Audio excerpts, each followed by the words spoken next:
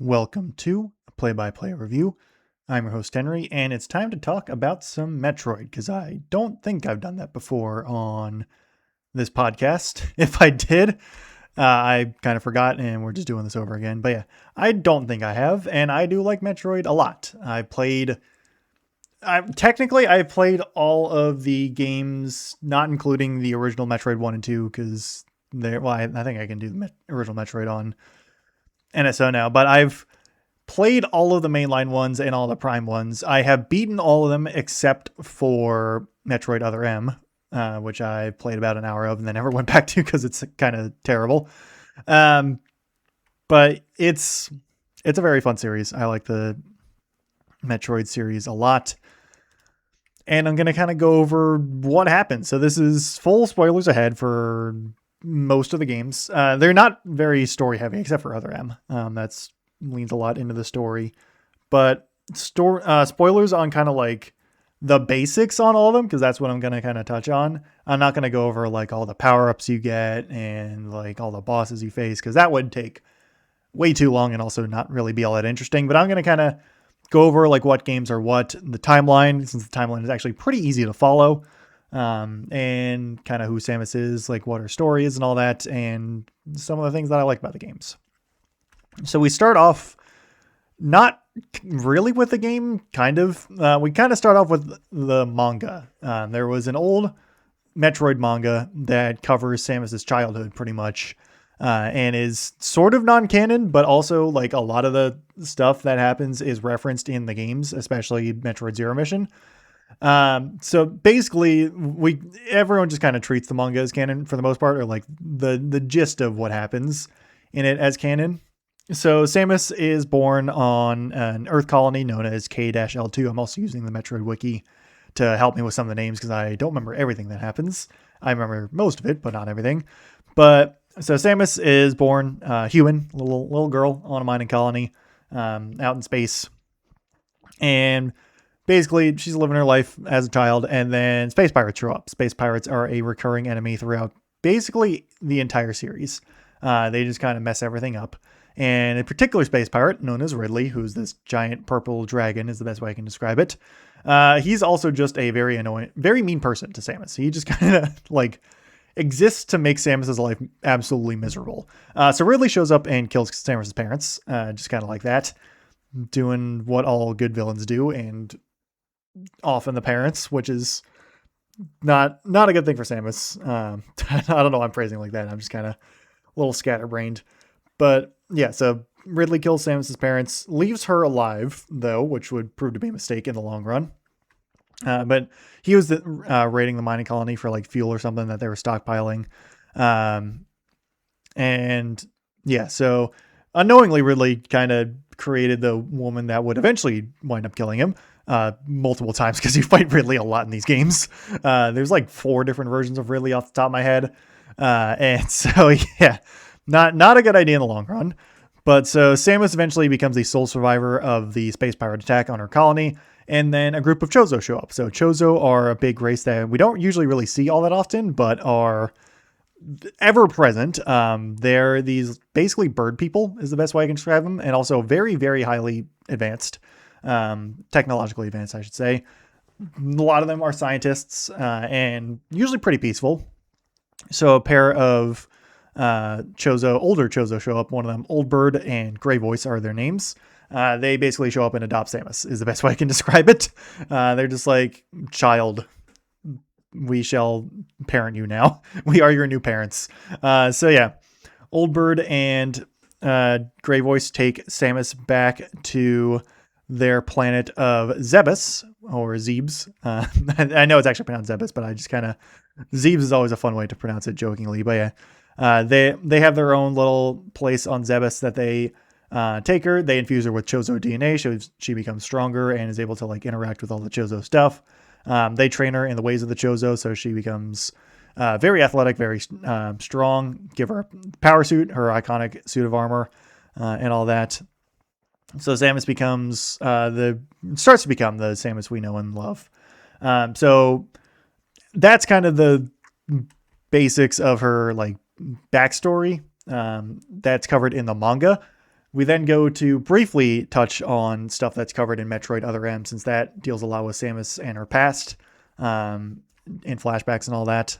From what I've experienced and also seen, Other M's story is also really not all that good. So I'm gonna, when we get to that in the gameplay or the game chronology, gonna kind of glance over that a little bit. Also because it's the one that I have not fully completed yet, but there's very few people out there that like the decisions made in Metroid Other M. Mostly around Samus as a character, not necessarily her backstory, but more her actions during the game. But again, I will get to that when we get to that. But basically, for the backstory that's covered in Other M is that Samus, when she's like a teenager pretty much and kind of fresh out of her Chozo training on Zebes, goes and joins the Galactic Federation, which is kind of the main good guy, quote unquote, faction. It's like mostly the main human faction. They're like kind of standard human sci-fi military faction, though they're also kind of like a more like political military and all that. Samus joins up with their police force. She basically becomes a soldier for them.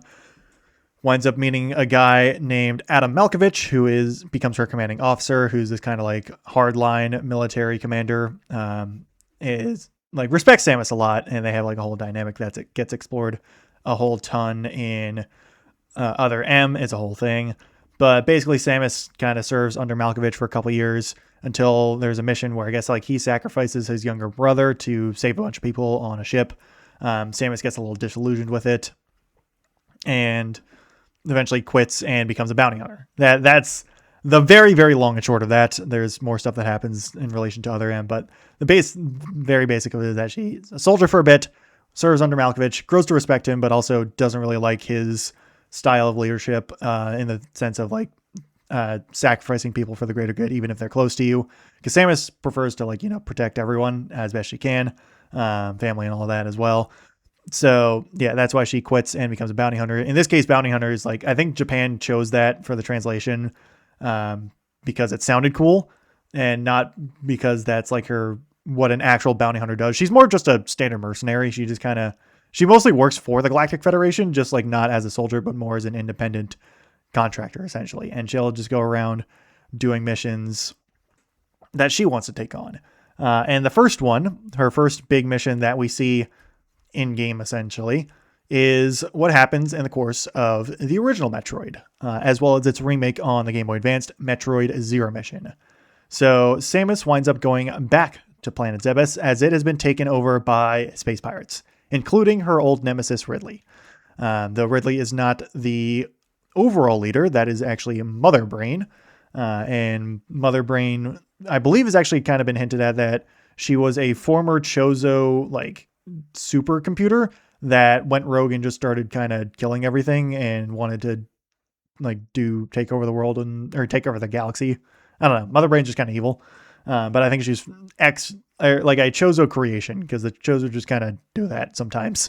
But yeah, essentially Samus goes back to Zebes to go take down the space pirates. And that's basically what she does. So in Zero Mission, you go land on Zebes. And same with the original Metroid. You go and you fight a bunch of space pirates. You go and find the space pirate lieutenants and Kraid and Ridley. Kraid, this like giant, fat, crocodile-looking thing that was a really annoying fight in Metroid Dread because I was really bad at the game. But he's a fun boss fight. I also mentioned dying him in my Super Metroid playthrough on stream that I did a couple months back. But yeah, Kraid goes down. He's pretty easy. Ridley is a lot harder, but he also goes down for the first time, though not the last.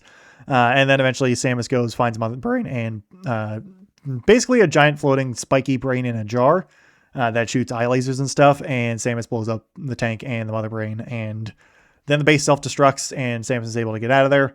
And how the original Metroid ends is that the game just ends and you win. And if you beat it in under like an hour, Samus strips down to a bikini. And that was a thing back in the 80s. But it's also like if you beat it under like 2 or 3 hours, she removes her helmet, and that's the first time that it's confirmation that Samus is in fact a woman. Because a lot of times when people were playing the original Metroid game back in the late 80s on the NES, it was not said that Samus was a woman. from the cover. Like you just saw a person in a suit of armor, and everyone assumes it's a man because that's just kind of how it was back in the day. But nope, Samus is a woman. A very, very lovely person, I assume. Very, very lovely character, I should say. I do not know Samus personally. She is a fictional character, but Samus is cool. I like Samus a lot. And so yeah, so that's the end of the original Metroid back on the NES, but the remake adds a little bit extra. So essentially, after the self-destruction of the base and the victory over Mother Brain, as Samus is basically leaving in her ship from planet at the end, there's a cutscene that happens, and she basically gets shot down by the space pirate mothership that's been landed on the planet nearby.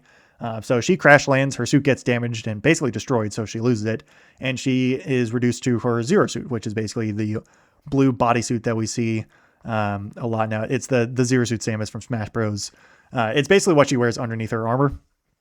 And so you, as playing as Samus, find yourself in a brand new area to the original Metroid game in Zero Mission, which is the space pirate mothership, and also I forget if it's Criteria or not. It's a new-ish area exclusive to Zero Mission, and the first half of it is a stealth section where you have an energy pistol that is a stun weapon on the space pirates that are around there, but you can't really take them on in a straight up fight until you eventually find a training grounds, pretty much, that was the same training grounds that Samus trained on when she was a kid with Old Bird and Grey Voice. There's like a little carving on the wall that's in the game that gets referenced from the Metroid manga. It's like they literally show a panel from the manga in the game, and it's like where she like kind of carved out a little like stick figure of herself and Old Bird and Grey Voice on the training ground walls. So it's nice little vibes there. And Samus has to fight an incarnation of the Chozo and to earn back her suit, and eventually gets it back. Like you get the gravity suit and all the power-ups you had going into the end of the game. And then you basically go wreak havoc on the mothership, blow it up. You fight Mecha Ridley, basically a giant robot version of Ridley that is really, really annoying. I hated that boss fight. It was so frustrating when I played it. And eventually you beat it though, and you steal a ship from the space pirate mothership, blow it up, and leave. So that is how Metroid 1 ends.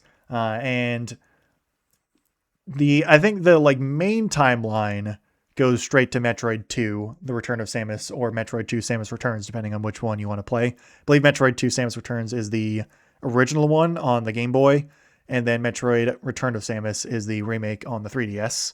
But there is a brief, well, actually not really brief, this is going to take a little bit, but a sideshow to go off to, the Prime quadrilogy now at this point, the Metroid Prime games, which slot in between Metroid 1 and 2. And so how canon the Metroid Prime games are to the base series is never really confirmed anywhere. But most people kind of consider the Metroid Prime games canon enough. So Metroid Prime is a game released originally on the GameCube, Nintendo GameCube, back in the early 2000s. And is the first Metroid game to be in 3D, and it's really, really good. It's a fantastic game. I love Metroid Prime 1. It got re-released on the Switch a couple years back. I think it was actually back in 2021 or 2022. It might have been 22, maybe 2023 actually, but later on in the Switch's lifespan. But basically what happens is that Samus, she gets a distress call from a space pirate ship over the planet Talon 4.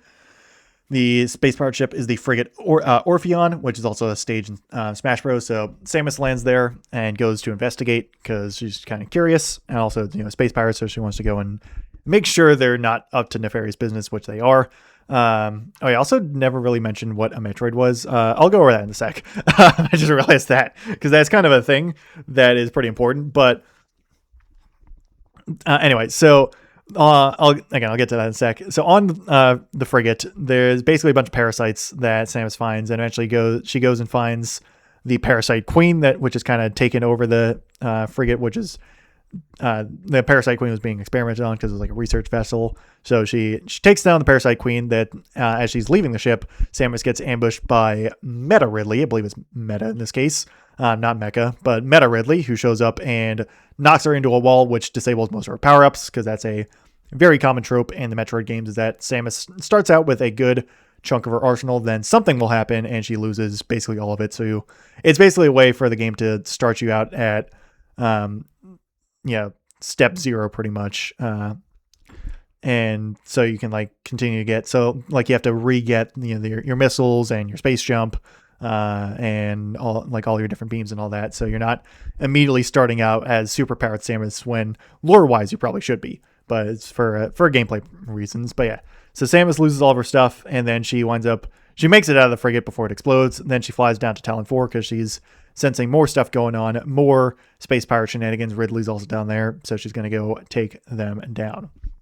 And I'll briefly go back, touch on Metroids because they show up in Metroid 1, and that's kind of the reason why Samus gets sent to Zebes. Now that I'm remembering the reason why, is that Metroids are these jellyfish-looking things with like 3 talons and like a blue teal looking like membrane. I guess that may be the term for it. That has like red brainy looking ball things inside of it. It's the best way I can describe it.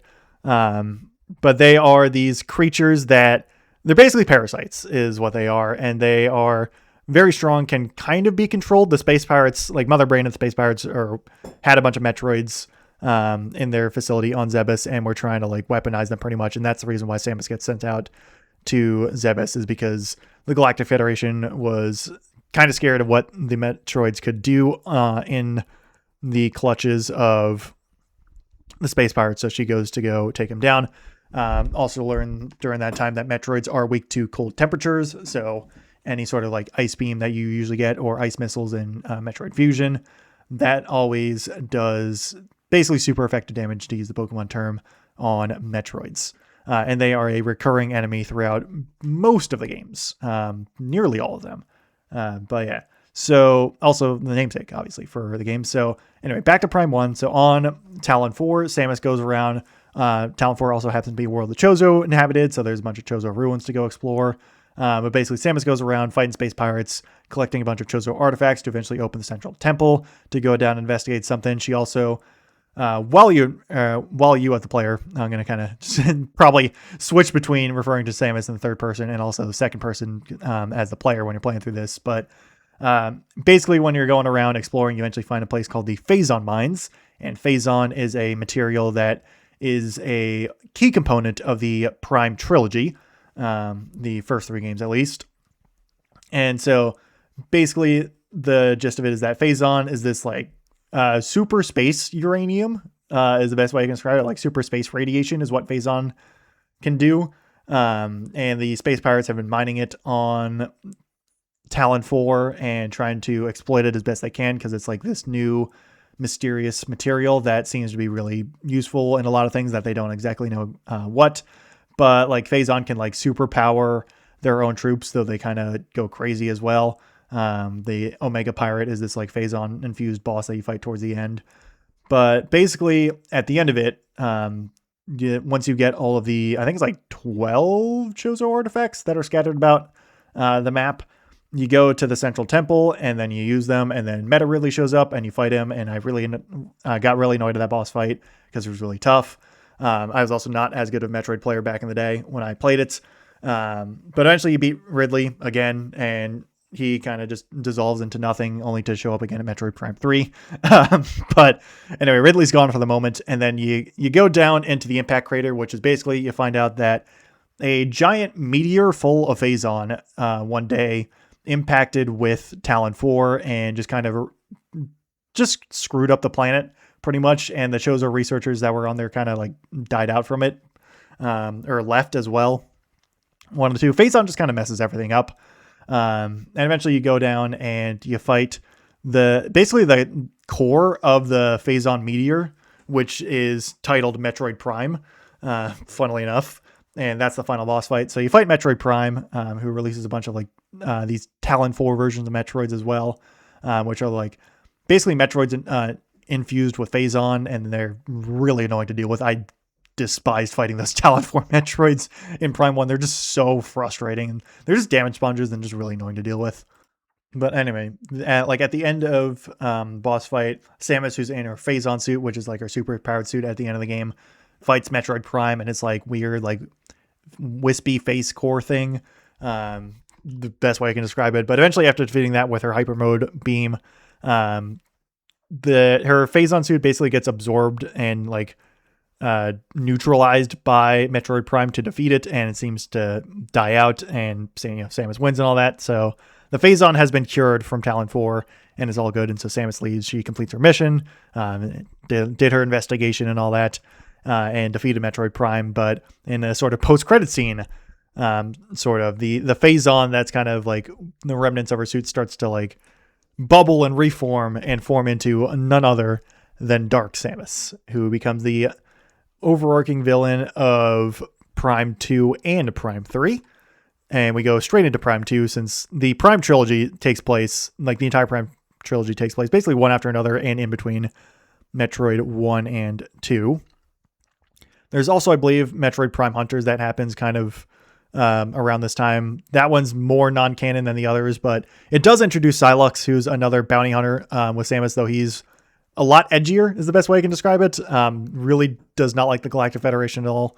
I know very little about the story of Metroid Prime Hunters, but it's a thing that happens. But Psylocke is a guy who gets introduced around here, and he becomes more important later on down the line. So we go straight into Metroid Prime 2, and Samus gets a word that Galactic Federation squad pretty much has gone missing on the planet known as Aether. So Samus is tasked to go investigate. So Samus goes to Aether, winds up finding this weird like portal pretty much that spews out a like dark version of a Galactic Federation trooper that looks more like a zombie. And then so she fights that a little bit and then finds a bunch more, winds up getting thrown into another portal, and surprise, surprise, Dark Samus is there. Dark Samus shows up with these creatures called the Ing, which are, I don't know. I don't really know how to describe it, but Ing are just kind of weird. They're spelled ING. They're just kind of like these black shadowy creatures with a bunch of tendrils and stuff that look vaguely insect-like. They show up and strip Samus. Well, more steal a bunch of powers from Samus that you have to go and get back over the course of Prime 2. But yeah, so Samus gets removed of her powers, finds out that Dark Samus is a thing. Dark Samus is kind of working with the Ing, but like also not really, because like Dark Samus will just kind of like fight the Ing sometimes as well. But Samus goes and finds basically goes up to the like giant temple in the middle of the map, and finds this alien creature known as a Luminoth. I believe it's Luminoth, right? Yeah. Luminoth, known as Umos, U-MOS is the guy. He's a nice dude. He just kind of is there to talk about stuff, and has a nice theme. I like the Luminoth theme a lot, actually. And so he kind of tells the story about his people, and basically what happens was that they were kind of vibing on Aether, and then a Phazon meteor showed up, as it seems to do. I'm pretty sure it was a Phazon meteor. And then it kind of crashed in. I'm trying to remember because I'm pretty sure it was Phazon. But basically what happens is that the planet of Aether gets split between two parallel versions of self. Light Aether, which is the one you start out on, and the regular one, and then Dark Aether, which is where the Ing hail from. It's this evil parallel dimension that like does damage to you when you're in it, unless you find like certain light crystals and all that. And there's basically Umos tasks Samus with going to like rescue a bunch of stuff from Dark Aether to go stabilize the planet before it explodes, essentially. And that's what happens over the course of Prime 2. That's not a great summary of the story, but Prime 2, I do actually like the story of Prime 2. It's pretty fun. I think I like Prime 2 the most of the original trilogy. I'm not quite sure, but it's very fun. But that's basically what Samus does. She goes around and like basically gets to all the temples, stabilizes all the temples, and eventually fights Dark Samus multiple times, actually. And eventually also fights the Emperor Ing, the leader of the Ing, defeats that on the dark version of the temple. The Sky Temple is what it's known in the Dark World. Defeats the Emperor Ing, and then also Dark Samus after that, as the Dark World basically starts to collapse. but seemingly leaves Dark Samus for dead. Does not happen. Dark Samus shows up again, but eventually she rescues the planet, says goodbye to Luminoth. Their planet survives pretty much, and the Aang are defeated, and Samus completes her mission. Not too much Phazon in this one. That becomes much more of a thing in Prime 3, which happens. Actually, I'm looking at it. So 6 months after the events of Prime 2, Samus goes to a planet controlled by the Federation, going to a Galactic Federation battleship, the Olympus, to go meet up with a bunch of other hunters. 4 of them, right? Or might have actually only 3, never mind. Gandrada, Gore, and Rundus. So fellow bounty hunters they're all friends pretty much. And they're basically talking about stuff, and then the space pirates show up and start fighting everyone on the planet. And so the hunters all split up to go take down the space pirates. Ridley also shows up again. Samus fights Ridley in like a giant shaft pretty much that goes like down into the planet. Very similar to the Gandalf and Balrog fight from Lord of the Rings 2 Towers is the best way I can describe it. But Samus is able to beat back Ridley. There's also a giant thing called a Leviathan Seed, which is the Phazon meteor from the first game, now given more of a form. And it basically starts descending on the planet, and you got to like reactivate the defenses so you can go blow up the Leviathan Seed before it destroys everything. So Samus is able to do that, though winds up finding that Dark Samus shows up again, and Dark Samus shows up and basically just lets off this big old burst of Phazon energy, knocks out all the hunters, though Samus is able to activate the defense cannon just before she goes unconscious to destroy the Leviathan Seed. So Samus wakes up a month later. I'm reading this more directly off of the wiki just to remember exactly. But Samus shows up. She's got a new suit that allows her to control, or basically mitigate the Phazon generation that's happening within her, because when Dark Samus did her little zappy zap, it kind of infected her with Phazon, and Phazon's not exactly the thing you want to be infected with. So the Federation straps Samus up with a Phazon control thing that also lets her harness Phazon a little bit as you go on, though it does slowly corrupt her. So there's the namesake is because Samus is being corrupted over the course of the story. And so basically the Galactic Federation is like, hey, so your fellow bounty hunters woke up earlier, and they went to go investigate some other Leviathan seeds pretty much because they're starting to prop up a lot more as of late. But now we've kind of lost contact with all of them. So can you go and fix that, please? Because the Galactic Federation can basically just do nothing. And so the first planet Samus visits, since you get to visit multiple planets in this, is Brio, one of my favorite, actually probably my favorite location out of any location in all of the Metroid series. It's really fun to go look for Rundus, and eventually she finds Rundus, but Rundus has been corrupted by the Phazon and is now fights against her. So you have to unfortunately fight against Rundus, and Rundus winds up kind of almost like taking himself down because he still has a bit of consciousness left in him, because he didn't want to give up his powers to Dark Samus, who's kind of lingering around there and trying to absorb all the power from basically everything that Dark Samus can find Phazon related, but the bounty hunter specifically. So unfortunately, Rundus does perish and during your adventures in Brio, though Samus is eventually able to fight through a bunch of space pirates as well as the locals. And Brio's a whole story I can talk about another day. Everything that happens on that planet, but eventually is able to take down the Leviathan Seed that's been implanted in the planet, taking it down pretty much, completing the mission there. Next planet she visits is Elysia, which is this like gas giant pretty much that has a former Chozo like colony / research facility called Skytown, which hovers over it. It's kind of like steampunky, actually. I do love the vibe of Skytown, even if it's a little annoying to navigate through. But this is where Gore, who's like this kind of spelled Ghor, who's kind of like this mecha dude. He was last sighted, and so Samus goes, locates the Aurora unit, which is these like giant floating brain supercomputer things that the Galactic Federation use. And so she finds that one, talks with it a bunch, who was kind of the administrator of the facility as well, and talks with it. Then Gore shows up, starts trashing her gunship.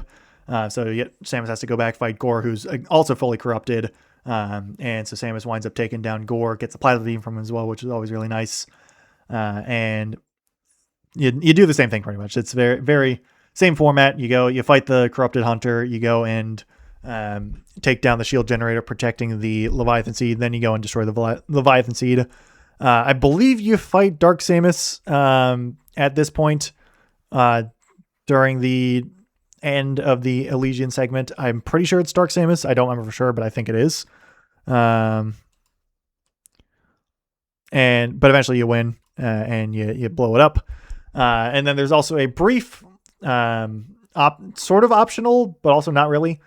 It's like a thing you can do at your open point, but there's another Galactic Federation battleship known as the Valhalla, which has kind of basically been wrecked and stranded, and the Federation has only recently rediscovered it. And so Samus goes to investigate and finds it just completely bereft of life, and it's just real messed up outside of like some Phazon corrupted stuff, like corrupted bugs and all that are more annoyances than anything else. But eventually when you able to get through the Valhalla with enough power-ups, you find that its Aurora unit is missing completely. Like it's just been ripped out of its tube and is just gone, which is not ideal to say the least. And that sets up for the end of the game pretty much. But so the last major planet you go to is the space-powered homeworld, interestingly enough, where another Leviathan seed, I was about to say Phazon seed, but that was not right. But yeah, there's another Leviathan seed is located there. So you go and you fight on the Phazon homeworld, or not the Phazon homeworld. That comes next, actually. The space-powered homeworld. Gendrada's there. You have to go kill her, unfortunately. And Dark Samus also shows up again and just kind of... Dark Samus just likes to absorb all these hunters. Does the same thing with Gore and Rundus. Gendrada also gets absorbed. And Samus, unfortunately, can't really do anything about it either. But eventually, the Galactic Federation shows up and starts fighting the space powers along with you. They all are able to lower the shields enough to go assault the Leviathan seed. Omega Ridley's there, so he's kind of been fused with a bit of Phazon as the main guardian of the seed's interior. But Samus takes down Omega Ridley, who's actually not too hard of a fight from what I remember, which is nice. But eventually, with the Leviathan seeds done for, the Federation is able to track down that missing Aurora unit from the Valhalla, and also with the various... I guess there's some stuff in one of the Leviathan seeds that had basically coordinates for the home of Phazon itself, known as Phase. It's spelled Phaaze, but it's kind of a little bit of a lame name for the the home of the Phazon, just called Phase, but it's kind of funny. But eventually, so Samus and the Galactic Federation go to Phase to go fight it, and so while the Federation deals with all the Phazon fleet and the space pirates out there, Samus goes to the surface to go take down the planet itself, as she tends to just blow up a lot of planets. It's something that kind of happens as this goes on. But yeah, so Samus goes in, fights Dark Samus, and then Dark Samus winds up merging with the stolen Aurora unit to kind of become the brain of Phase itself, because the Aurora unit, which is again giant supercomputer, links with the Phase, which I guess is just this living planet of Phazon. I don't know. It's a little weird, but eventually you destroy the Aurora unit, Dark Samus and everything, and blow up Phase and Phazon as well.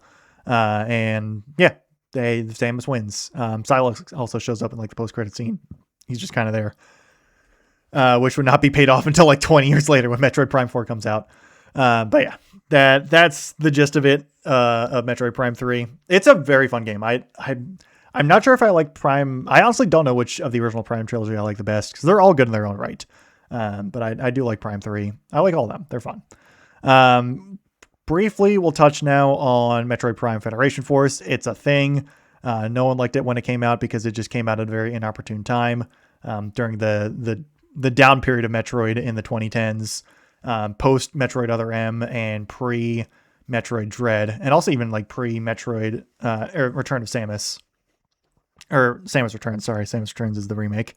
But yeah, Federation Force is the thing. You don't actually play as Samus, you play as Galactic Federation soldiers. It was around that time when Nintendo was making a lot of those like 3-player co-op games on the 3DS. I say multiple games, but the only one that comes to my head as well is Triforce Heroes for Legend of Zelda. But it's similar game to that from what I've seen. Really, the only thing from Federation Force that you really need to know is that in like the post-credit scene, Sylux shows up to a Galactic Federation facility and steals some Metroids. I don't know when Prime 4 takes place in the timeline. I might actually just go with it now just to get it out of the way because it's kind of on its own. But basically, Samus goes to this planet that I don't remember the name of because it's actually not included in the main summary of Samus. But Samus goes to a planet that is like Galactic Federation research base that's being assaulted by space pirates and Sylux. Sylux has some Metroids with him. And there's this artifact that's being transported while Samus and Sylux are fighting. And it gets triggered and winds up teleporting everyone around there to this planet called Vuros, which is, I'm pretty sure it's called Vuros. It's been a minute since I played Prime 4, but you get transported to this place called the Chrono Tower, and Samus talks with the race that I'm trying to remember. Hang on, I'm actually going to go look this up real quick because it's been a sec. But basically a projection of the main race there that has since died out. It is no longer there. They all kind of died from this green energy that turned them into crazy monsters and stuff. But it is, let's see, where is it? Yeah, it's Vuros, Lemorn, that's what they're called. So the Lemorn priest who's was the last of his kind, and basically recorded a bunch of messages for Samus because Samus is like the prophesized one that's going to come and save them all. But it's basically what Samus needs to do is go gather 5 teleporter keys that will eventually activate Chrono Tower so she can teleport back to the known galaxy because they're just like out in the middle of nowhere. But Samus goes, finds some Galactic Federation troopers who are still alive, including Miles McKenzie, who everyone kind of hates. Ooh, good voice crack right there. But everyone dislikes him because he talks a lot. I didn't mind him. I didn't care for him either. But he's the nerdy engineer guy. But Samus goes all around Vuros, collecting the memory keys, fighting a bunch of Metroid-infused bosses because the Metroids just kind of mess everything up as per usual. And eventually she goes back to, once she has all the keys and stuff, goes back to the Chrono Tower after learning a bit about Lemorn. And basically they had this green energy stuff that they found that was a really good energy source, but then also wound up corrupting them, turning into these things called Grievers, who are like the main enemy of the game.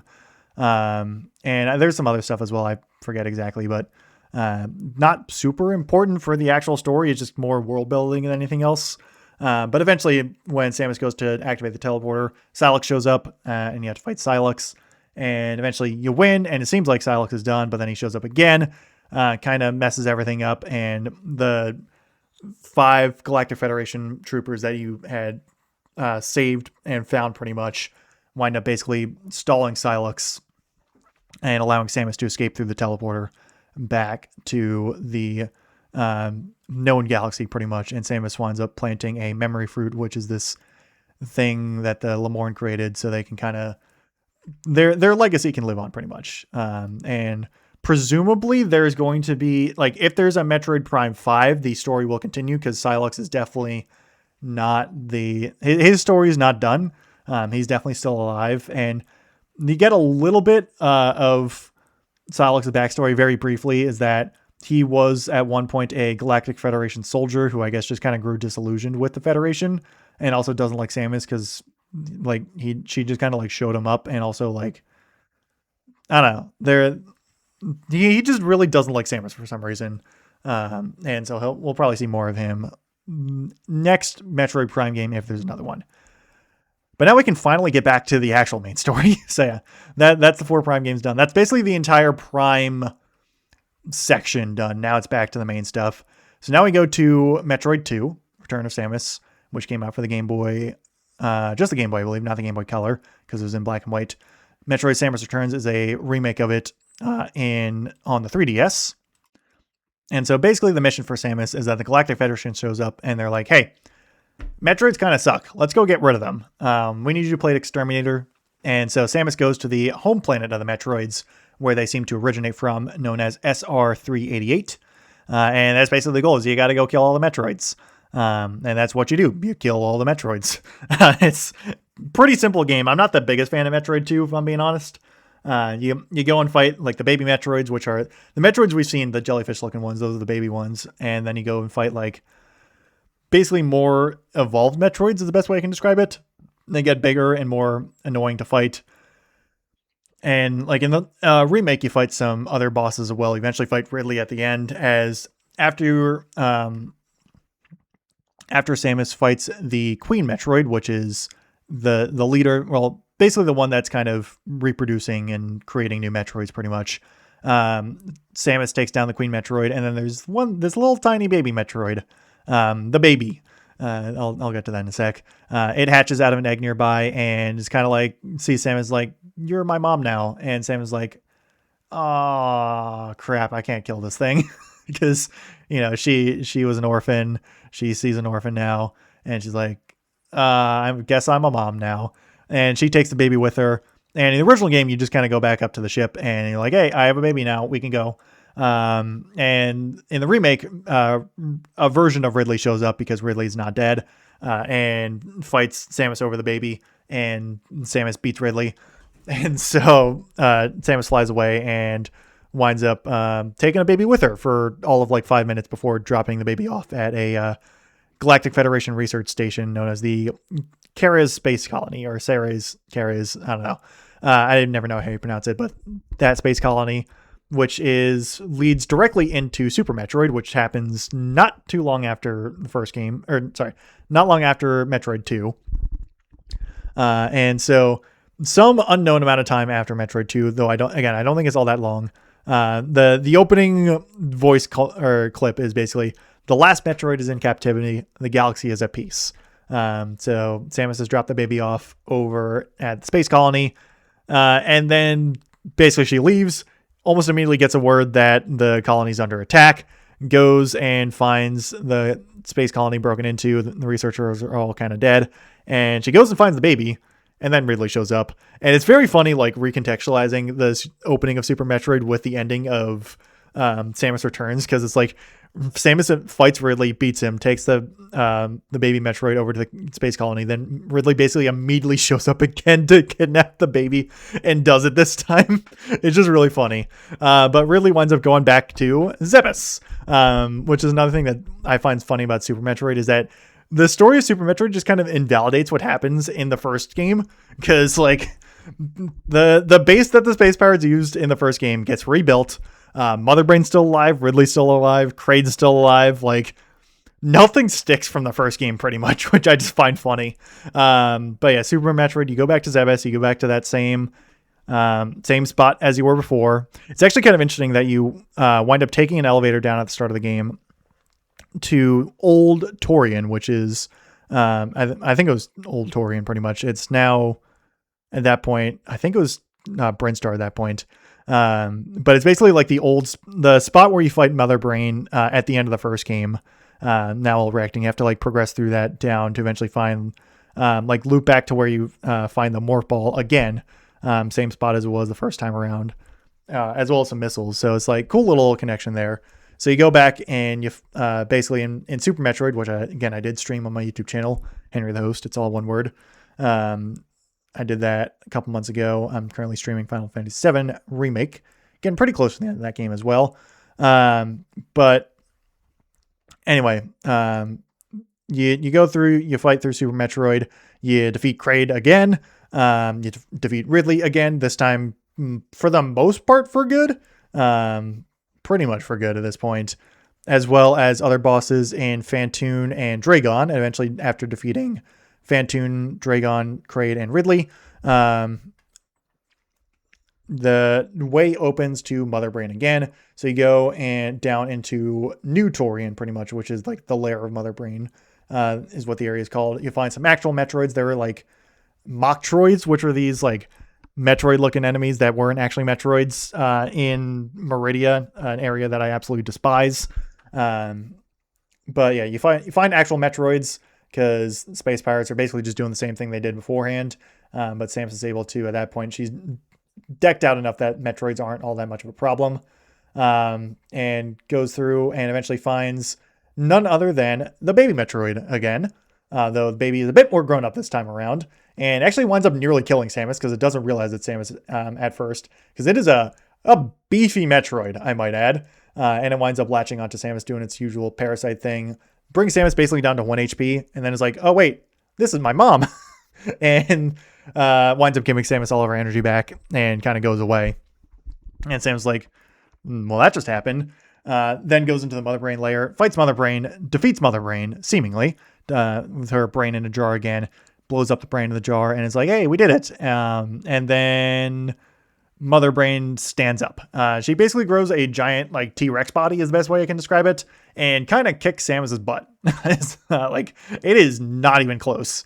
Mother Brain has this like eye laser attack, basically a hyper beam, and just kind of wrecks Samus very quickly.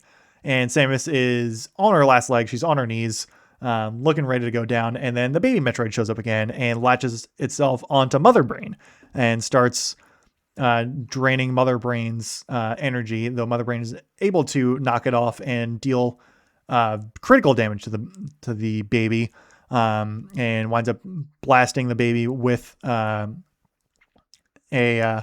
hyper beam shot. Though this is actually the baby winds up going over to Samus and winds up giving that power from Mother Brain to Samus. And as the baby's doing that, Mother Brain is able to recuperate from her injuries and winds up killing the baby. So rip the baby Metroid, gone but not forgotten. But Samus, with her new power up, just absolutely demolishes Mother Brain. So it is a complete reversal of what happened before. Because you get Hyper Beam. Hyper Beam is very fun because you just kind of mash it right up into Mother Brain's face, and she goes down very quickly. And so, like in the original game, Mother Brain's death, well, this time the actual death of Mother Brain, leads to a self-destruct sequence that this time winds up destroying the entire planet. So Zebes just kind of goes boom after the events of Super Metroid. But well, the last Metroid is gone, so Metroids seemingly are gone for good. And Samus, while she loses her temporary child, the space pirates are pretty much no more. And that normally leads into Metroid Fusion, but we also have to briefly talk about Metroid Other M, which happens after this. Metroid Other M is a thing that happens. It's very weird. Samus talks about the baby a lot. Like, it's the baby Metroid, and Samus, who is voiced in this game, says the baby a lot, and it's just kind of a meme. But she goes to a thing called she goes to a facility known as the Bottle Ship, meets up with Adam Malkovich again, and winds up following him around because she was kind of there. And it's like Adam, who's kind of like a grumpy old guy, is like, you can only be around if you follow my orders. And Samus is like, okay, I'll follow your orders. Samus is like kind of a wimp in this one. It's not fun. And it's like the most annoying thing that like everyone hates is that the way the game has it where to like reset your abilities pretty much is that Samus has all of her stuff. Like, she's fully decked out and all that. She's just not authorized to use stuff. Like, the initial thing is that she's not authorized to use power bombs, which makes sense thematically because power bombs basically just destroy an entire room and they're on a space station. So probably not a good idea to use power bombs because it would kind of blow up the station. But like, you're not authorized to use like double jump or missiles or your Varia suit, or your grapple beam. It's really dumb. Like really, really dumb because it's like, there's like a room. It's like you show up to a room that's really hot and you need the Varia suit for, and it's like, Adam, I need to use my Varia suit to get through here. And Adam's like, no, you're not authorized, Samus. Not until later after you've beaten this boss. basically that dramatic reenactment right there. But it's just a really bad creative decision that everyone rightfully clowns on, and they have not done anything nearly that like that since.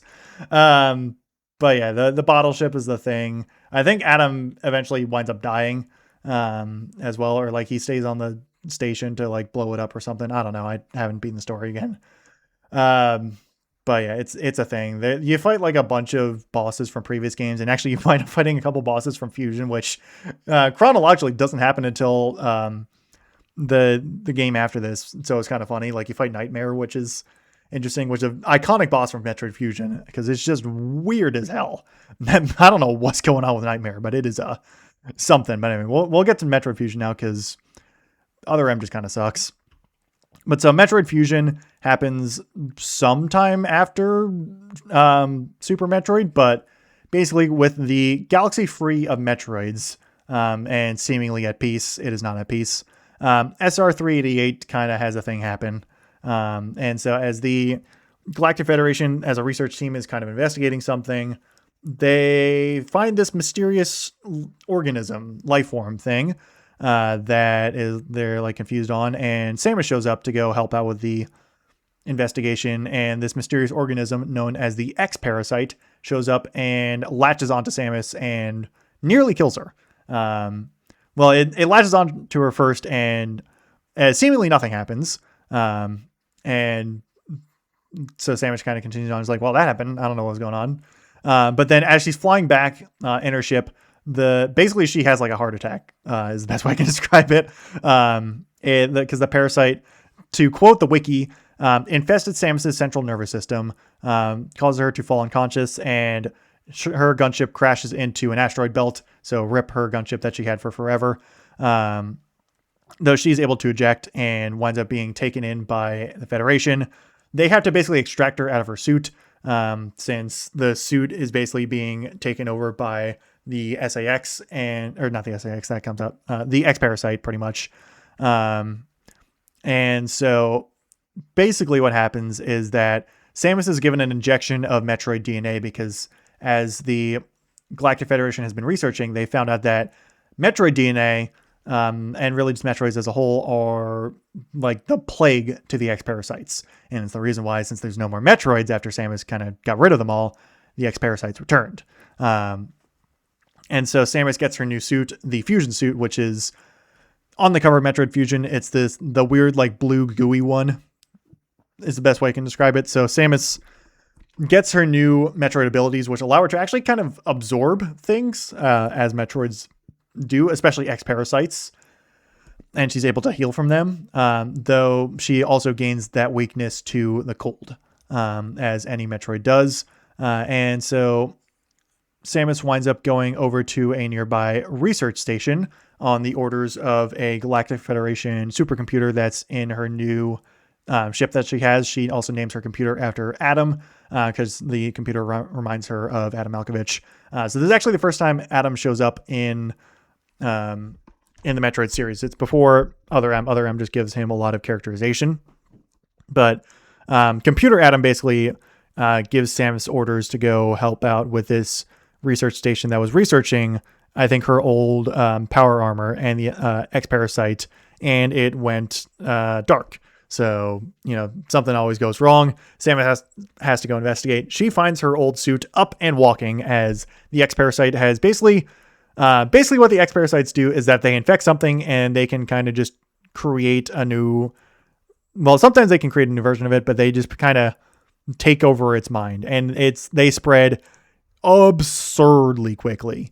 They are like a million times more dangerous than the Metroids. So the SAX, which kind of creates this like completely blank stare version of Samus, like an actual like body of Samus as well inside the suit, winds up patrolling around the research station, and actually winds up hunting you.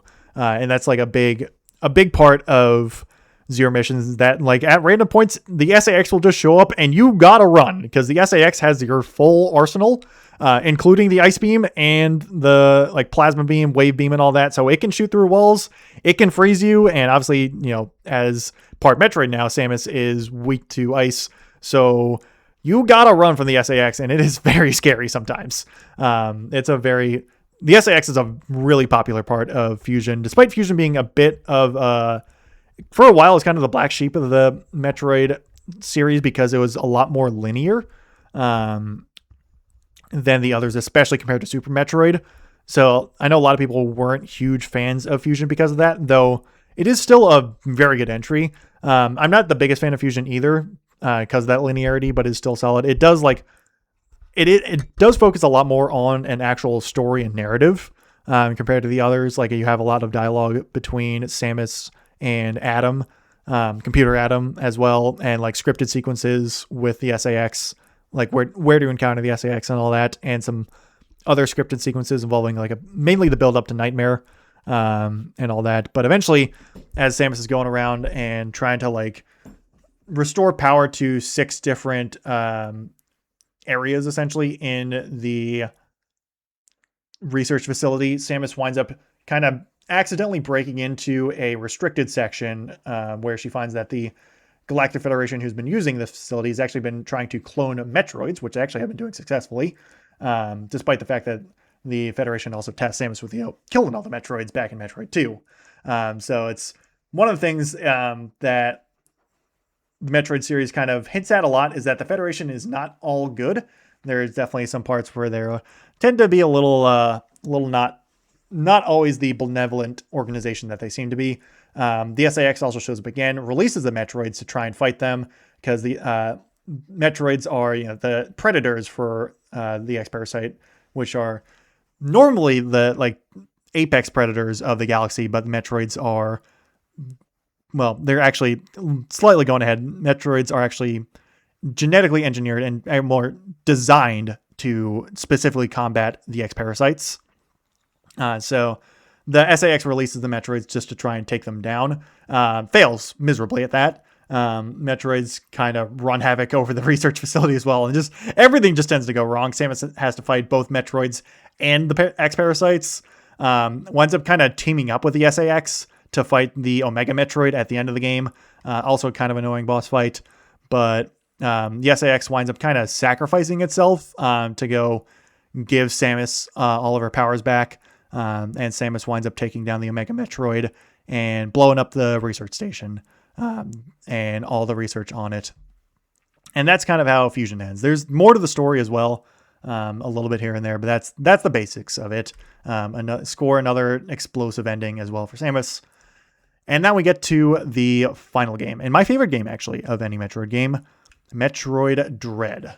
It takes place sometime after Fusion. Don't know exactly how long, but there is a planet known as ZDR is the main focus, and the Galactic Federation sees a transmission that shows that the X-Parasites are still a thing, and that the SR3D8, which I think it was also actually destroyed in Fusion, I guess when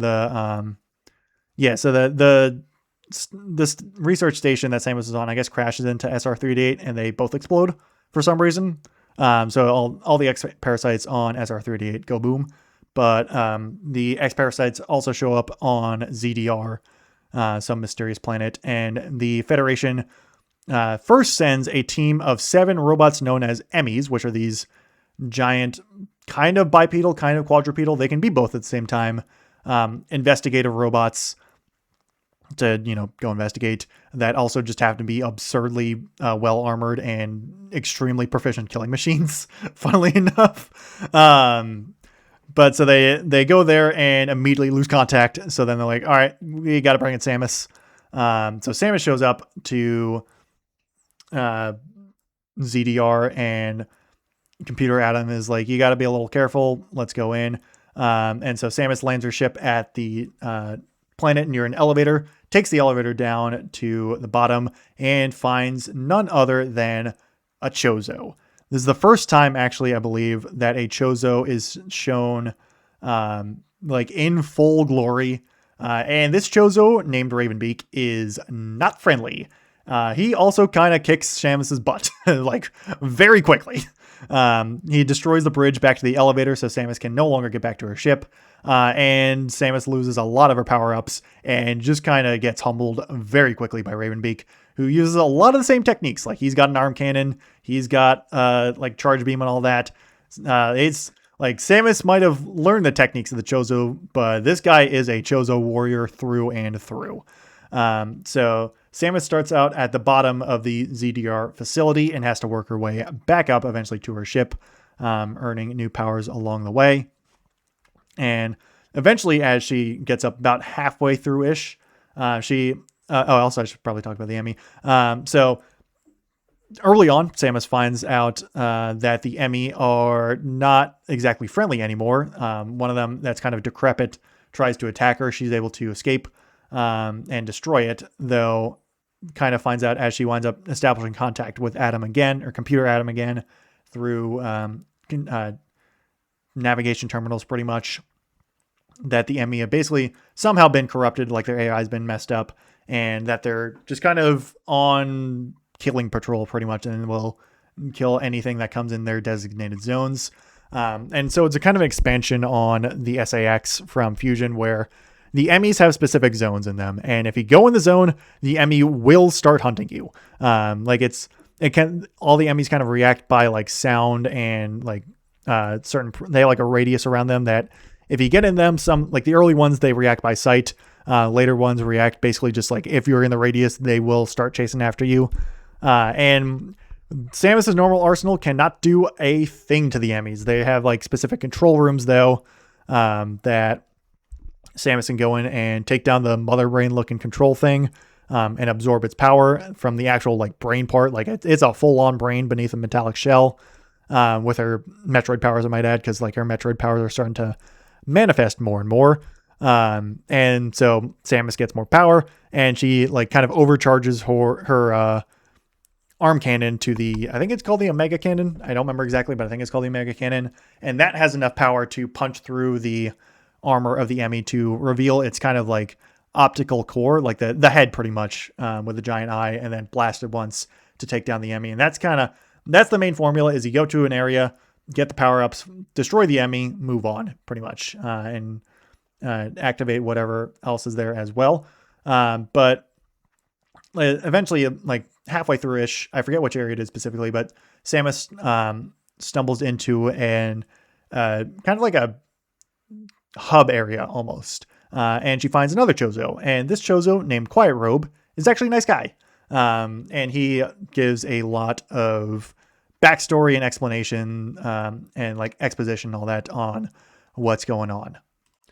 So basically what Quiet Robe tells Samus is that there are two main tribes of the Chozo. The Thoha, I don't know if it's Toha or Thoha, it's spelled Thoha, and the Malkin.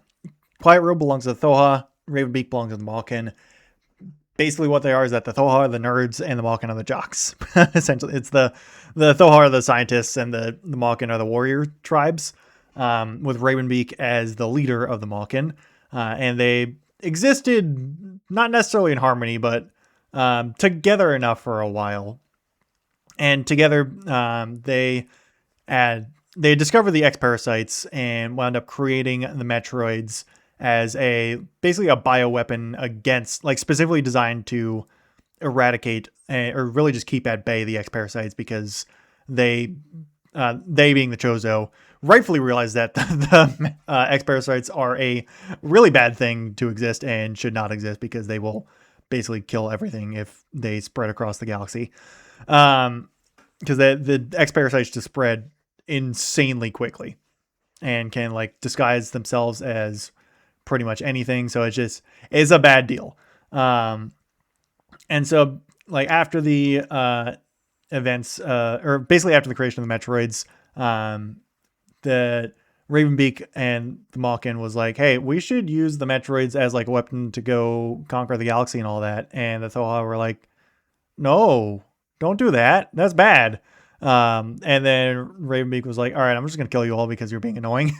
So he just kind of does that, and kind of takes over the Chozo Empire back in the day, and kind of, or at least the Chozo group that I guess was on ZDR essentially.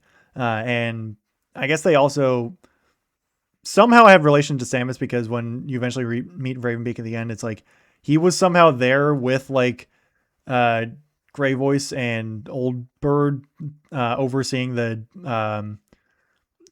DNA infusion, the Chozo DNA infusion of Samus when she was a child. Apparently, that's just like a thing now.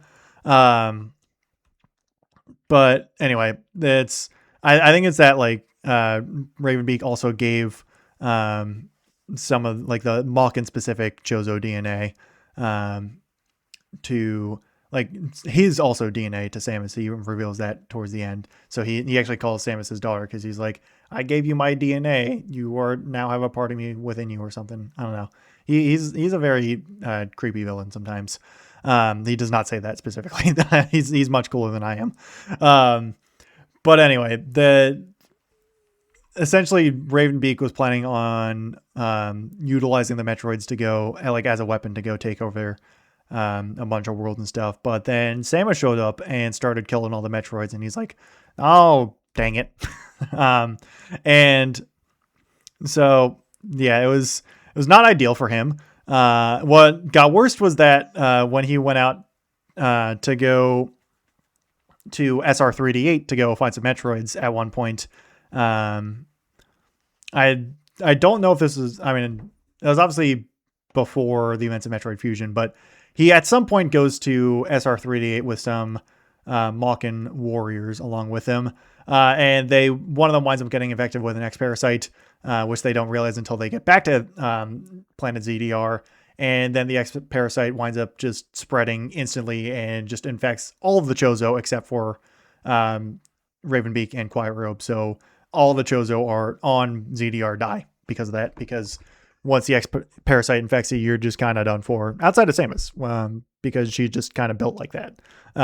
But yeah, so the Chozo just kind of get screwed up by the X parasite, and Ravenbeak bides his time because he initially is like, all right, well, the Metroids are all kind of dead, and I have nobody to rule over anymore. So this is kind of a problem.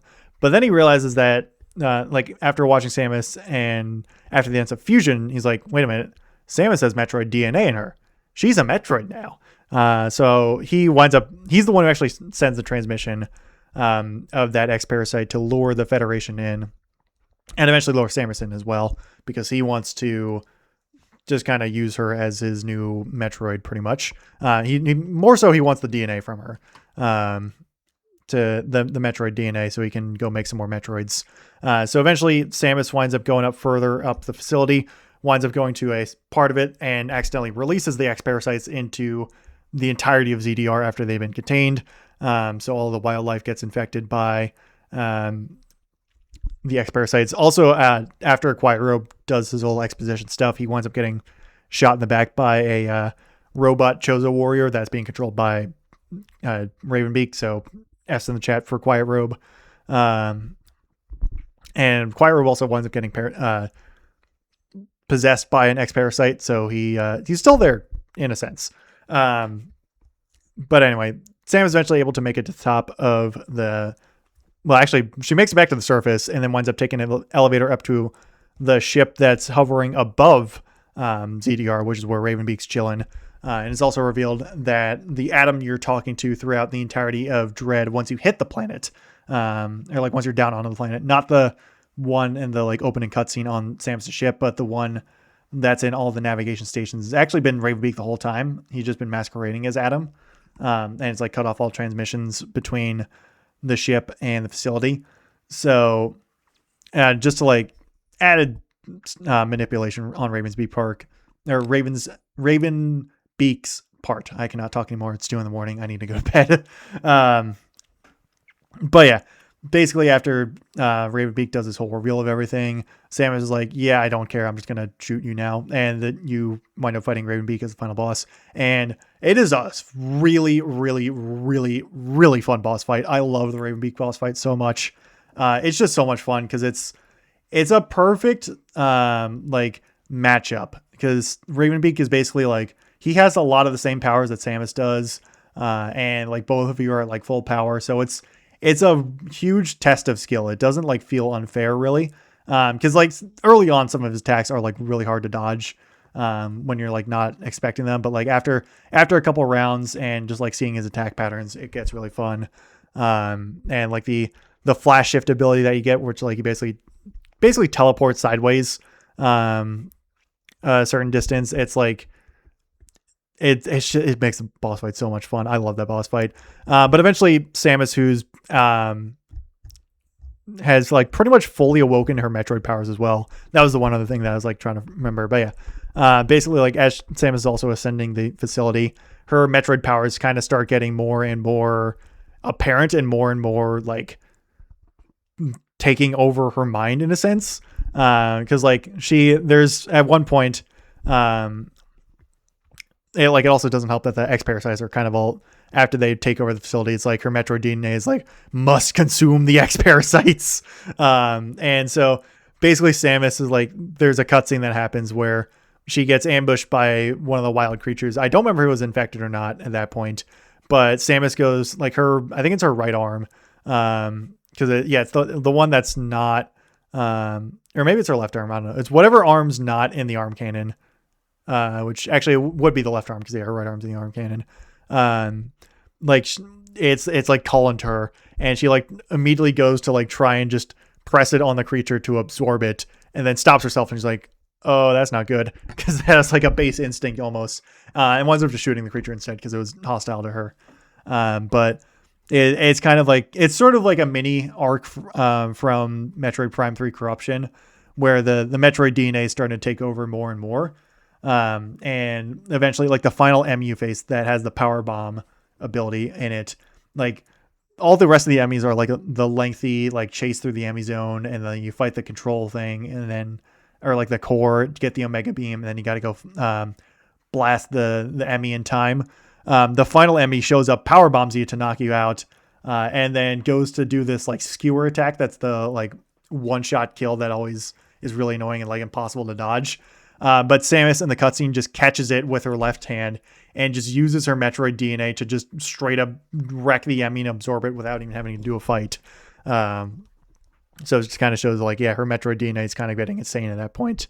But anyway, at the end of the Ravenbeak fight, once you take him down, he like Ravenbeak does like kind of like rush in and like choke slam grab almost on Samus and like hold her up and taunting her.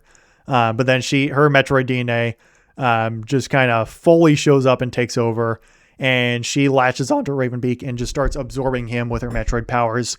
Her suit winds up turning into basically a Metroid. Like she gets a Metroid suit, so she finally becomes Metroid herself. It's the meme is that, you know, it's like same with a lot of games, like, you know, Legend of Zelda, you're playing as Link, not Zelda, but people will meme and call them Zelda. Same with Halo, you're playing as John Halo instead of Master Chief. Samus has finally become Metroid at that, as she just absorbs like all the power from Ravenbeak and from the ship he's on. As her suit, you know, becomes full Metroid and all that, she becomes extremely powerful, though not exactly in a good way, because the Metroid DNA is basically like completely taken over her at that point. But so the ship winds up crashing back to the surface, and Samus gets up, and Ravenbeak, who's still alive though, very weak, is like starts to kind of get up and go after her, only to be infected by an X parasite. And so the infected Ravenbeak kind of turns into this weird morph of like him and also Kraid, because Kraid was also just kind of there for some reason. I don't know why. He was just kind of in the facility for some reason. They just kind of like Ravenbeak just randomly captured Kraid, or like a version of Kraid. I think there's like a species of Kraid and it's not like the same one, because like, you know, Kraid in Super Metroid, he was dead. Like it was not the same Kraid that you fight, I'm pretty sure. At least I'm assuming so. But anyway, Samus, who had, again, at this point, Metroid Samus, has a supercharged beam that she just kind of blasts Ravenbeak X in the face a bunch until he disintegrates. But then the planet starts blowing up, because that's just kind of what happens. And Samus races back to her ship, blasting through all walls and stuff, taking down any X parasites she finds in the way. And then she gets on the ship and is getting ready to go. But the actual computer Adam is like, don't do it, because the Metroid DNA in her is basically preventing, or the ship's basically preventing her from doing it, because if she were to activate or try to activate the ship, she would accidentally siphon the energy from the ship, because Metroids just kind of siphon energy from anything they find, and the Metroid DNA is taking over too much. But then, in a weird twist, an X-Parasite with as Quiet Robe shows up behind Samus in her ship, and seemingly from everything we'd known so far, the X-Parasites seem to be pretty much a mindless thing, like that just kind of existed to absorb and kill things. Like there's that slight dip towards the end of Fusion with the SAX working with Samus enough to attempt to take down the Omega Metroid, but outside of that, it wasn't much. But in this case, the Quiet Robe X shows up and basically willingly transforms into a regular X-Parasite to just kind of neutralize the Metroid DNA within Samus. I don't know if it's completely gone or not, but it like her Metroid suit gets removed pretty much, and she's able to activate the ship and get out of there. So it's a strange twist there at the end from the X-Parasites, and we'll see what happens, because that is in fact the end of the story at the moment. There's, I think the only other Metroid game that I didn't cover technically was Metroid Prime Pinball, but that is a pinball game. It doesn't really have a story. It just kind of like has stuff related to the first Metroid Prime game, and that's it.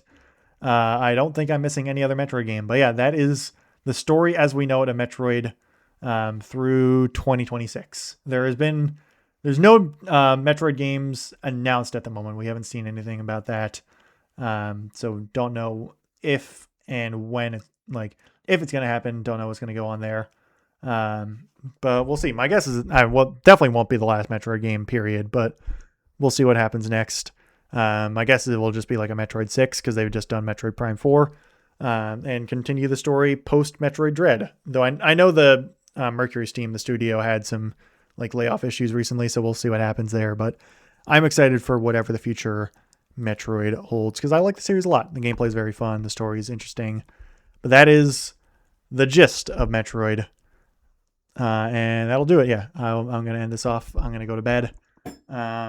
Next episode will be on Tuesday. It will be more baseball recaps. Orioles actually won 2 games in a row against Tampa Bay Rays, surprisingly enough.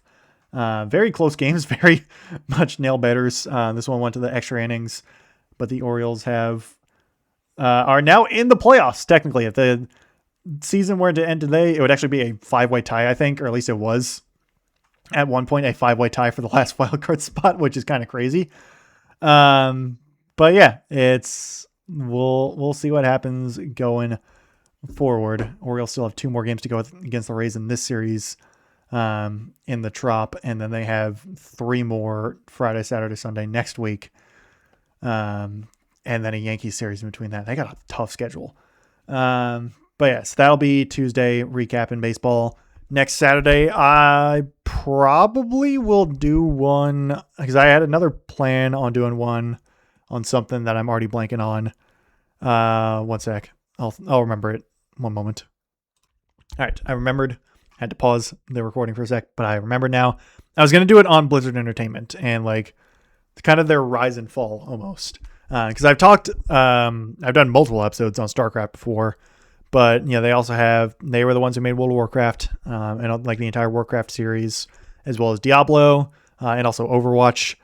A lot of incredibly popular games, and Blizzard is a shell of themselves now, unfortunately. So I was probably talking about that a little bit next week, I think. Maybe we'll see what happens. For now, though, that is it. Thank you very much for listening.